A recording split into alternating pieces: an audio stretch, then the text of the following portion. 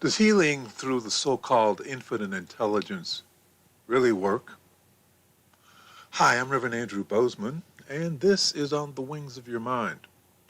So the question of the day is, does the healing through so-called infinite intelligence really work?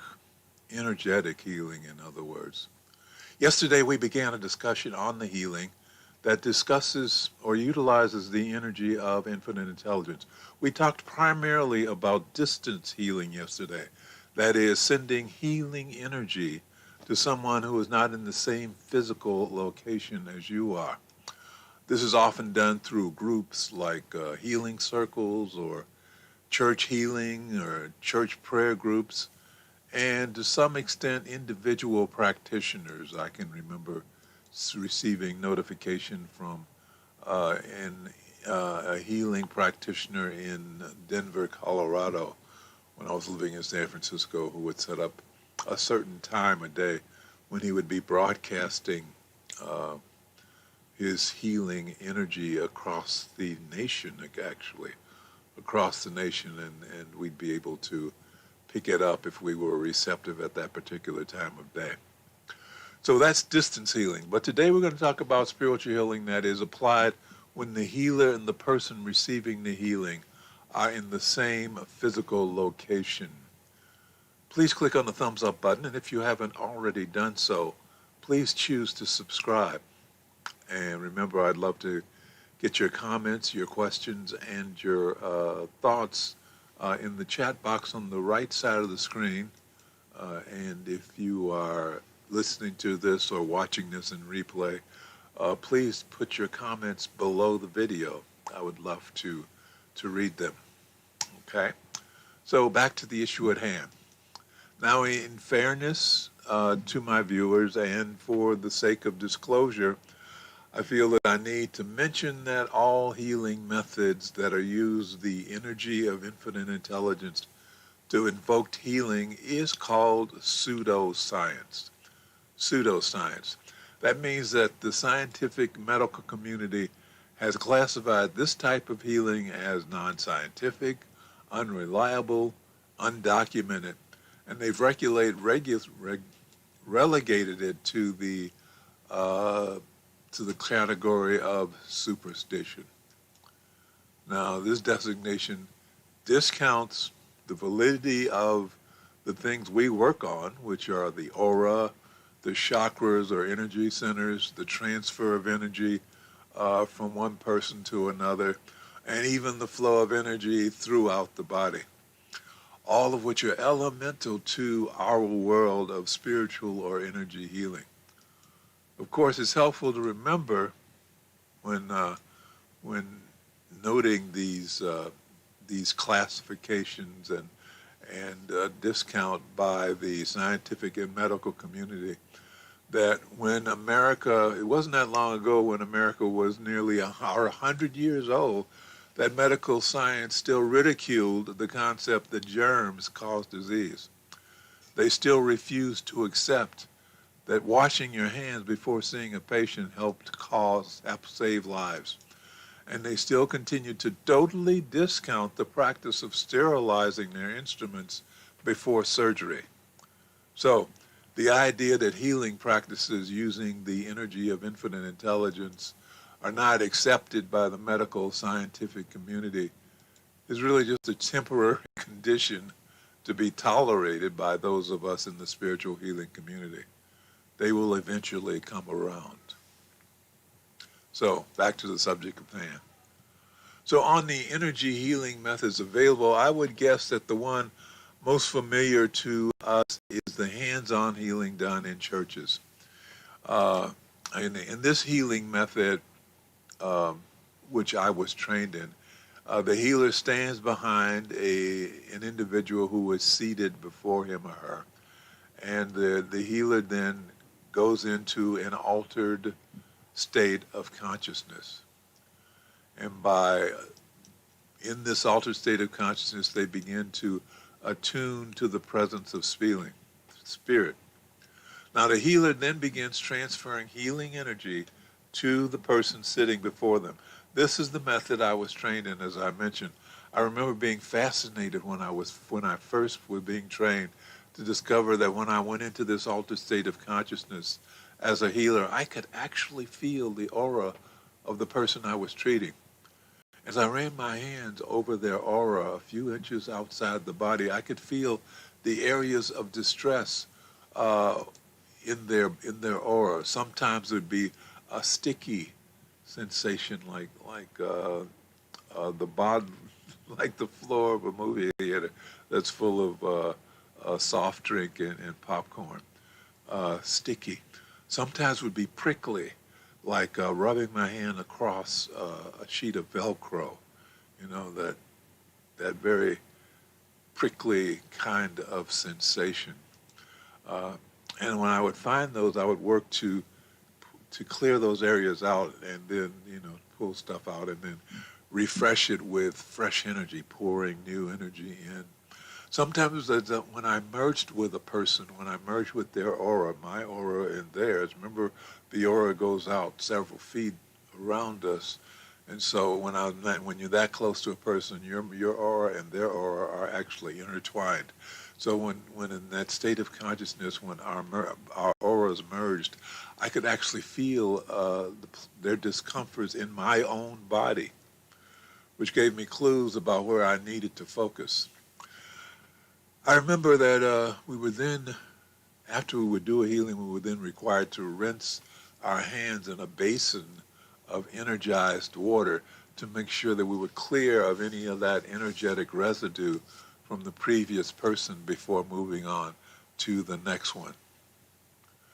One of the other forms of energy healing, besides that one, is called therapeutic touch.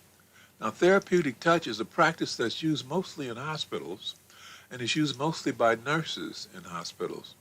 So even though it's called hands-on healing, the nurse doesn't actually touch the body of the person being healed.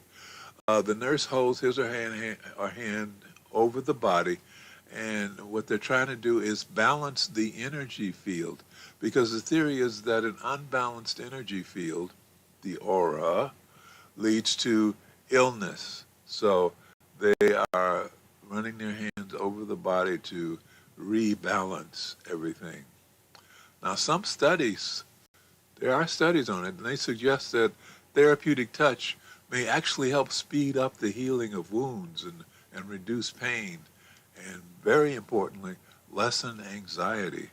Anxiety's got so much to do with our illnesses, and so this calms people down. It lessens their anxiety. The words therapeutic touch is actually a registered trademark in Canada. And it's called for the structured and standardized healing practice performed by practitioners trained to be sensitive to the receiver's energy field that surrounds the body. Isn't that interesting? Therapeutic touch is trademarked in Canada.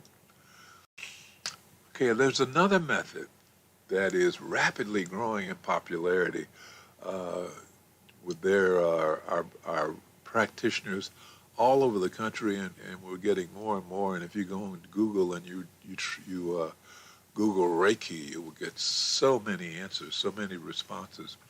Reiki, R-E-I-K-I.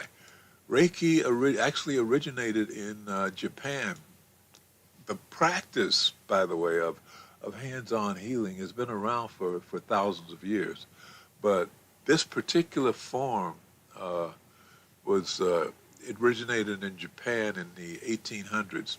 The word Reiki, again, R-E-I-K-I, means mysterious atmosphere or miraculous sign. And it comes from two Japanese words, Rei, which means universal, and Ki, which means life energy, universal life energy, Reiki. It involves focusing energy through the palms of the hand. The energy is known as Ki. Some call it Chi, and it's a universal energy, and it flows from the palms of the hands of the practitioner into the aura of the person being treated. Now, sometimes the person who's being treated feels the energy coming in as heat coming from the palms of the practitioner. Your hands get really hot. And according according to practitioners, energy, when they're treating this, energy can actually stagnate in the body where there's been a physical injury or possibly emotional pain. So that's what they're working on. They can find those spots. Remember, as I said, there are spots where you pick up that stickiness or that prickliness. And so a Reiki practitioner says that these are the spots where energy stagnates and it builds up blocks, and that is what causes the illness. So Reiki is used to treat many symptoms, both physical and emotional. Although science says there's no evidence to show that key energy actually exists, Reiki has reached a level of acceptance within the world, and it's now being offered in a growing number of hospitals offering Reiki in the United States and in Europe. So it's there. So even though these forms of energy healing have been discounted by the medical community as being without merit, there are millions of people who are receiving real benefits from these type of treatments. So it helps to look at this form of healing for the power of its structure. And when I say the power of its structure, what I mean by that is that spiritual or energetic healing is a three-way proposition. First, there's the practitioner who's been trained to attune himself or herself to the energy of infinite intelligence in order to act as a channel for healing. That's the first part of this triangle. Second is the person being treated, because they must be open to receive the energy healing. It's a key factor in the effectiveness of this treatment is their trust. The person receiving the treatment must trust that the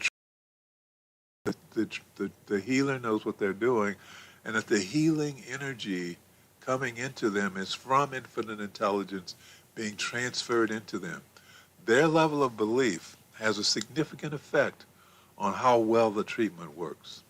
So we got the healer, we got the person receiving the healing, okay? Any disbelief on the part of the person receiving the healing can actually block the effectiveness of the healing. No matter how strong the energy is, if they don't believe in what they're getting, if they don't trust in what they're getting, then the whole exercise is moot. Remember the saying, you can lead a horse to water, but you can't make him drink. And the third element, the base element of this, is infinite intelligence itself. Infinite intelligence is always there, flowing over, under, around, and through us to provide the energy of healing whenever and wherever it is needed. Remember, we are individualized expressions of infinite intelligence. We are individualized expressions of infinite intelligence.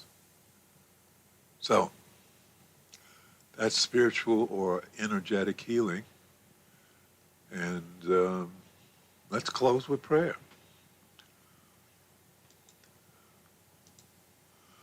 Thank you, infinite intelligence, for bringing all of us together in this life so that we may become spiritual warriors and join in the work that we have come here to do.